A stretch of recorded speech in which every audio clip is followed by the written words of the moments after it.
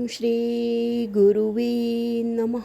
ईश्वरो गुरुआत्मीति मूर्तिभेदो विभागिने व्योमवत् व्याप्तदेहाय श्रीदक्षिणामूर्ते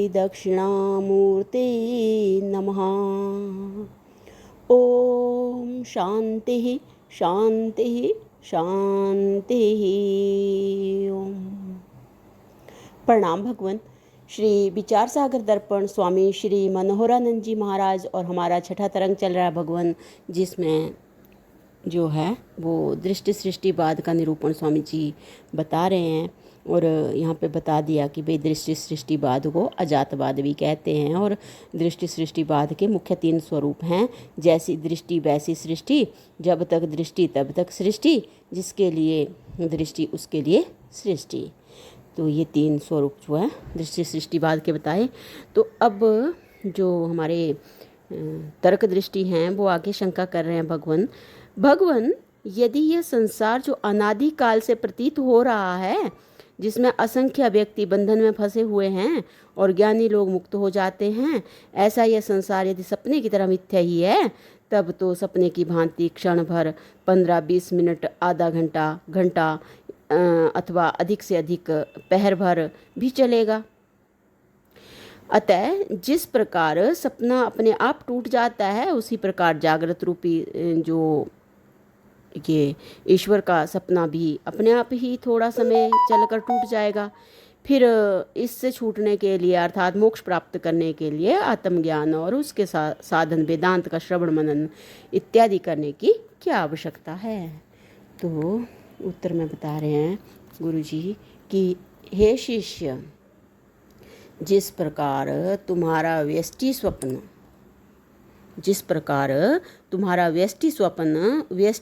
स्वप्न आरंभक संस्कारों के समाप्त होने पर टूट जाता है, उसी प्रकार इस समष्टि स्वप्न की जागृत स्वप्न का प्रलय भी तब होगा जब समष्टि ब्रह्मांड के आरंभक संस्कार अपना समष्टि फल देकर समाप्त होंगे। परंतु व्यष्टि अथवा समष्टि स्वप्न का अत्यंत अभाव मोक्ष बिना ब्रह्म ज्ञान के नहीं होगा। और परमार्थिक दृष्टि से हे शिष्य, जिस प्रकार अज्ञान से सपने में अध्यापक अध्ययन, वेद, शास्त्र, पुराण और उनको पढ़ाने वाला कर्म और उसका फल सुख और दुख, इन सब को सत्य समझकर अर्थात सपने के संसार रूपी बंधन को सत्य समझकर उससे मोक्ष को प्राप्त करने के लिए अर्थात उससे छूटने के लिए सपने के गुरु के पास जाना और वहाँ वेदांत सुनकर ज्ञान द्वारा मोक्ष को प्राप्त करना इत्यादि सब मिथ्या ही है, क्योंकि वास्तव में ना तो सपने का बंधन है न मोक्ष। ठीक इसी प्रकार यह संसार जो तुम्हें सत्य प्रतीत हो रहा है और इस दुख रूप संसार को बंधन समझकर इससे जो तुम्हें छूटने की इच्छा हो रही है, तथा इसलिए संसार के मोक्ष प्राप्त करने के लिए मुझे गुरु मानकर जो तुम्हें वेदांत का श्रवण मनन निधिध्यासन आदि कर रहे हो, इन सबको सत्य मानना भ्रांति मात्र ही है, क्योंकि सपने की तरह यह जागृत भी मिथ्या कल्पित इनके ईश्वर का संकल्प मात्र होने के कारण वास्तव में परमार्थिक दृष्टि से न गुरु है, न शास्त्र है, न बंधन है, न मोक्ष है।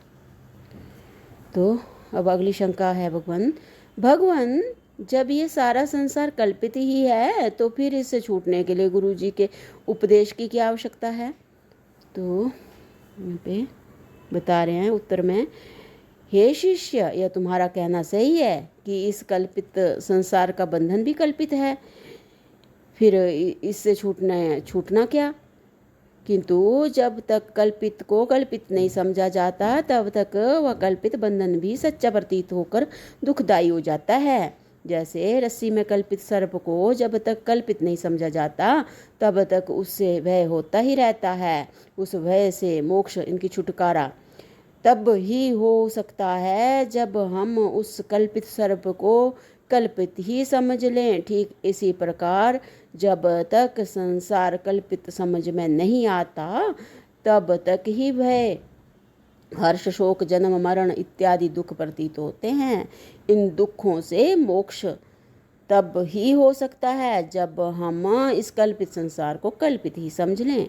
यद्यपि यह दुख बंधन कल्पित है और इससे मोक्ष को प्राप्त करना भी कल्पित ही है। तथापि जैसे सपने के कल्पित शेर की निवृत्ति के लिए कल्पित बंदूक की भी आवश्यकता होती है, इस प्रकार इस कल्पित संसार की निवृत्ति के लिए कल्पित संसार को कल्पित समझने के लिए भी कल्पित गुरु के कल्पित उपदेश की आवश्यकता है। इस बात को समझाने के लिए मैं तुम्हें एक गृद्धदेव की कथा सुनाता हूँ। गृद्धदेव तो बता रहे हैं कि जिस प्रकार तुम्हें इस जागृत सपने में सब पदार्थ सच्चे प्रतीत हो रहे हैं और मैं जीव हूँ, मैं करता हूँ, मैं दुखी हूँ, ऐसा मानकर दुखी हो रहे हो और इस दुख से छूटने के लिए गुरुजी को खोजते खोजते मेरे पास पहुँचे हो, इसी प्रकार वह अगृद्धदेव भी सपने के संसार को सच्चा समझकर और अपने आप को एक जलते हुए वन में भटकता हुआ देखकर वह अपने को चंडाल समझ करके दुखी होकर सोचने लगा कि किस प्रकार मैं इस जलते हुए वन से बाहर निकलूं, अथवा कम से कम इस चंडालपने से छूटकर देवता रूप में अगृद्ध मतलब इच्छा रहित देव होकर रहूं। यह सोचते सोचते उसको किसी सज्जन ने कहा कि ब्रह्म ज्ञान का उपदेश करने वाले आचार्य अपने शिष्यों का उद्धार करते हैं, अर्थात अपने शिष्यों को इस जलते हुए वन से बाहर निकाल देते हैं। ऐसा सुनकर वह ब्रह्मनिष्ठ श्रोत्रिय ब्रह्मनिष्ठ गुरुजी की खोज में निकला। खोजते खोजते उसको सपने में ब्रह्मज्ञानी गुरु मिल गया। गुरु जी को नमस्कार करके तथा विधि पूर्वक आज्ञा लेकर उस अगृद्ध देव ने 3 प्रश्न किए। मैं कौन हूँ? संसार का कर्ता कौन है? मुक्ति का हेतु इनकी साधन ज्ञान है अथवा कर्म है अथवा उपासना है अथवा इनमें से कोई 2 हैं, ये तीनों ही हैं। ये उन्होंने प्रश्न किए वहाँ पे गुरुजी से। तो भगवान आगे बता रहे हैं कि पहले प्रश्न का अभिप्राय यह है कि हे भगवान, मैं कौन हूँ? मैं शरीर हूँ अथवा शरीर से भिन्न हूँ?